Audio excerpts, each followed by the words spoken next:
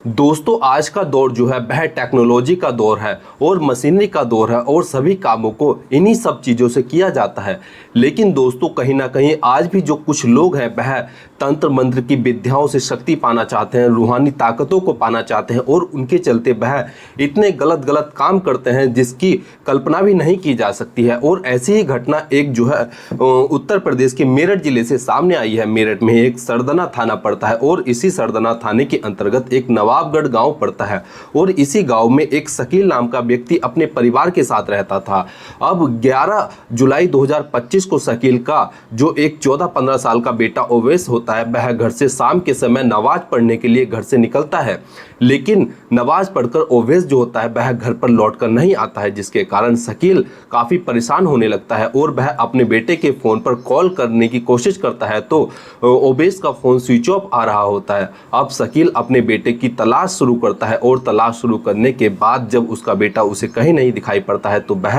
Owais के दोस्तों से भी पूछताछ करता है। उसे लगता है कि शायद वह अपने किसी दोस्त के घर पर गया होगा और ओवैस के सभी दोस्तों से पूछताछ करने के बाद भी ओवैस की कोई जानकारी नहीं मिलती है तो शकील देर रात जो है अपने ही नज़दीकी पुलिस स्टेशन जो कि सरदना थाना पड़ता है वहां पर जाकर अपने बेटे की लापता होने की रिपोर्ट दर्ज कराता है। शुरुआत में पुलिस वाले सोचते हैं कि जो इनका बेटा ओवैस है वह शायद किसी लड़की के साथ घर से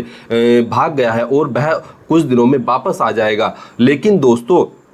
11 जुलाई के अगले ही दिन यानी कि 12 जुलाई को जो है शकील के फ़ोन पर व्हाट्सएप पर एक मैसेज आता है जो कि ओवैस के फ़ोन से ही व्हाट्सएप मैसेज भेजा गया होता है। अब उस व्हाट्सएप में लिखा होता है कि तुम अपने बेटे की सलामती चाहते हो तो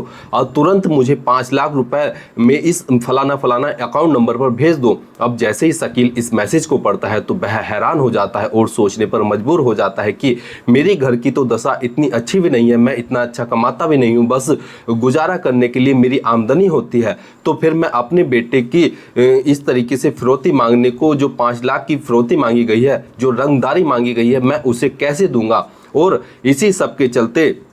कुछ देर बाद में शकील के फ़ोन नंबर पर फिर से व्हाट्सएप पर मैसेज आता है और इस बार जो है व्हाट्सएप पर एक क्यूआर कोड जो है भेजा गया था और उस पर मैसेज के साथ लिखा हुआ था कि तुम्हारे पास अभी जितना पैसा है वह इस क्यूआर कोड पर सेंड कर दो और जो बाकी का पैसा है वह भी भेज देना। अब शकील जो होता है वह तुरंत उस क्यूआर कोड पर 5,000 रुपये ट्रांसफ़र करता है और ट्रांसफ़र करने के कुछ देर बाद फिर से एक बार शकील के व्हाट्सएप पर मैसेज आता है कि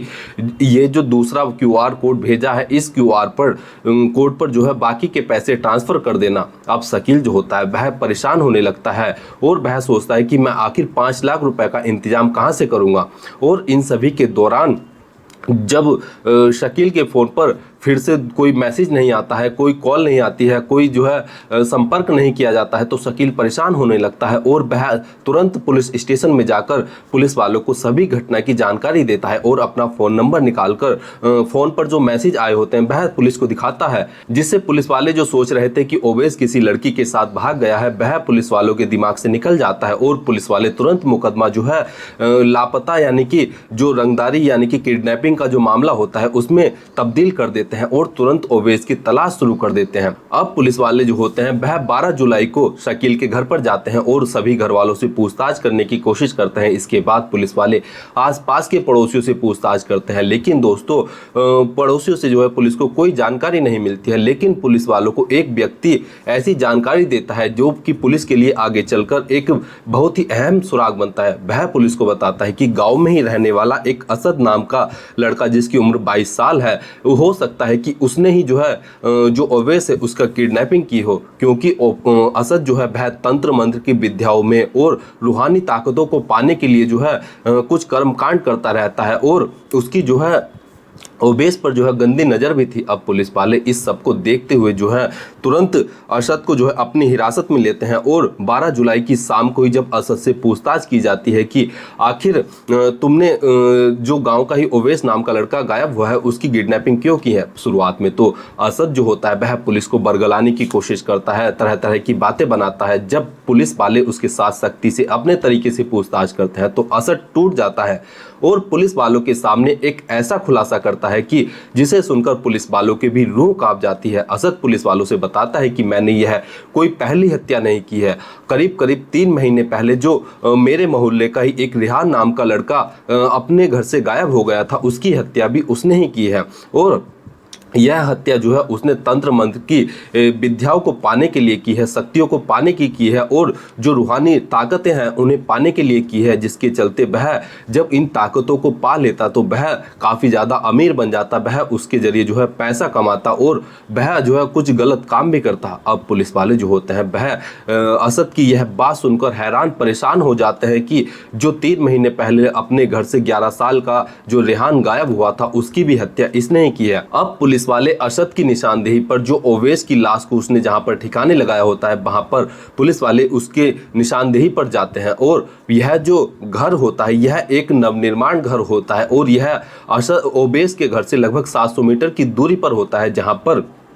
असद ने जो है ओवैस की हत्या की थी। और दोस्तों उसी घर में एक छोटा सा खड्डा खुदा हुआ था, उसी खड्डे के अंदर जो है असद ने ओवैस की लाश को गेर दिया था और गेरने के बाद ऊपर से ईटा रोड़ा जमा दिया था, जिससे कि किसी को इस बात की भनक तक नहीं लगती है कि इस नवनिर्माण घर के अंदर जो है किसी लड़के की, किसी 14-15 साल के युवक की जो है लाश पड़ी हुई है और वह नीचे दफन है। अब पुलिस वाले उसकी निशानदेही पर जब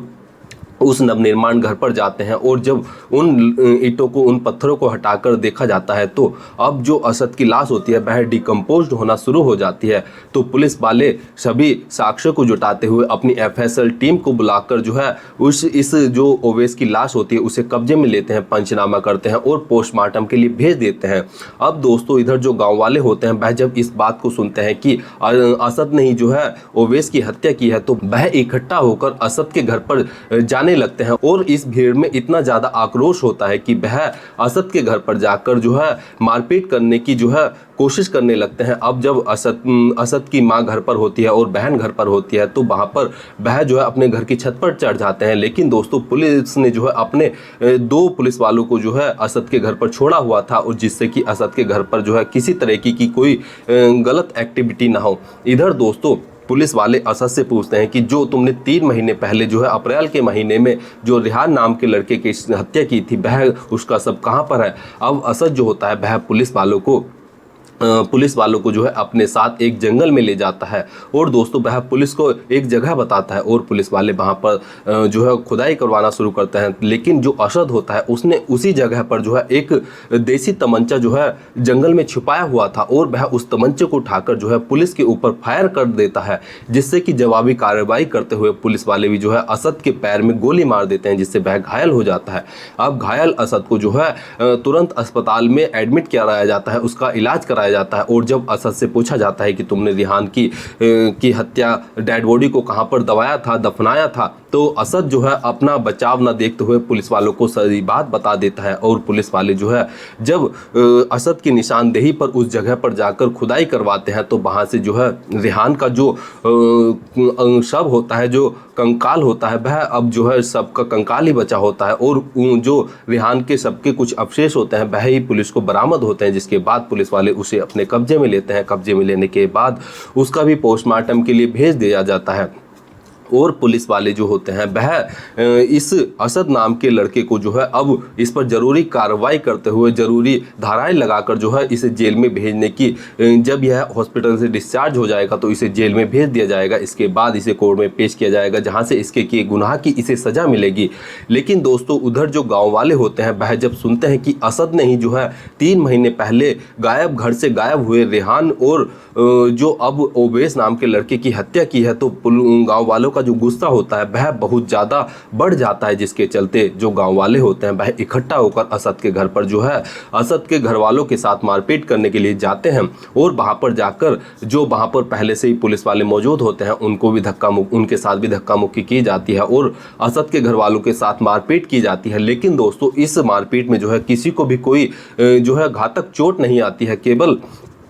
छोटी मोटी खरोंची ही आती है। लेकिन पुलिस वाले जो है सभी ग्रामवासियों को, जो गांव के निवासी होते हैं, उनको समझाते हैं, बुझाते हैं और उन्हें जो है उनका गुस्सा शांत करते हैं और उन्हें कहते हैं कि देखो, तुम्हें कानून को हाथ में लेने की जरूरत नहीं है, इसके लिए हम हैं और हम जो आरोपी असद है उसके ऊपर उचित कार्रवाई करेंगे और उसे जो है कड़ी से कड़ी सजा दिलाएंगे, जिसके बाद गांव वालों का गुस्सा जो है शांत होता है और वह अपने घर पर चले जाते हैं। इधर दोस्तों जो पुलिस वाले होते हैं वह असद की माँ और बहन को उसके घर से निकाल कर जो है उसे किसी सुरक्षित जगह पर भेज देते हैं, जिससे कि आगे गाँव वाले जो है कुछ गलत करने की कोशिश ना करें। उधर जो असद के पिता और एक जो भाई है उससे भी पुलिस वाले पूछताछ कर रहे हैं कि क्या इस पूरे हत्याकांड में, इस पूरे जघन्य अपराध में जो है उनका भी कोई इन्वॉल्वमेंट है या फिर असद ने इस पूरे कांड को खुद ही जो है इन दोनों लड़कों की हत्या की है। इधर जब पुलिस वाले असद के घर पर तलाशी लेते हैं तो पुलिस वालों को जो है असद के कमरे से जो है कुछ ऐसे सामान बरामद होते हैं जिससे कि साफ साफ पता चलता है कि असद जो था वह तंत्र मंत्र की शक्तियां पाने के लिए, रूहानी ताकतों को पाने के लिए जो है कुछ कर्मकांड करता था। क्योंकि दोस्तों जब पुलिस वाले घर की तलाशी लेते हैं तो घर में जो है छोटे बच्चों के कपड़े, चप्पल और बाल भी मिलते हैं जो कि रेहान के होते हैं और उसके बाद पुलिस वाले जो होते हैं उसे सब सामानों को अपने कब्जे में लेते हैं। लेकिन दोस्तों कुछ गांव वालों का कहना है और यहाँ पर असद ने भी इस बात का जो है खुलासा किया है कि असद ने जो है तंत्र मंत्र और रूहानी ताकतों को पाने के लिए तो इन सब की हत्या ही की थी, साथ ही वह इन लड़कों में भी इंटरेस्ट था और उसकी जो है नजरें इन लड़कों पर काफी समय से थी और वह उनके साथ जो है दुष्कर्म भी करना चाहता था। और जब वह उनके साथ दुष्कर्म करने की कोशिश करता था तो वह विरोध करते थे, जिसके चलते असद को गुस्सा आ जाता था और वह एक रस्सी की मदद से जो है जो वह पहले से ही अपने साथ लेकर जाता था उनके जरिए इन दोनों रेहान और जो ओवैस होते हैं उनकी गला घोटकर हत्या कर देता है और हत्या करने के बाद रेहान की लाश को तो खेत में, जंगल में गाड़ देता है और जो ओवैस होता है उसकी लाश को वह एक नवनिर्माण घर के अंदर जो है छुपा देता है, जिससे कि किसी को पता नहीं चलता। लेकिन दोस्तों पुलिस वाले जो होते हैं वह गड़े मुर्दे उखाड़ने में एक्सपर्ट होते हैं और वह बारीक से बारीक सुराग के माध्यम से जो है आरोपी को पकड़ लेते हैं और इसी के चलते ओवैस भी पकड़ा जाता है और उसके किए गुनाह की सजा अब वह जेल में बिताएगा और जो उसने गलत काम किए हैं उसकी भी सजा उसे जल्द ही मिलेगी। दोस्तों इस पूरे घटनाक्रम को सुनाने का उद्देश्य किसी की भावनाओं को ठेस पहुंचाना या दुख पहुंचाना नहीं है, बल्कि जागरूक करना है, सचेत करना है।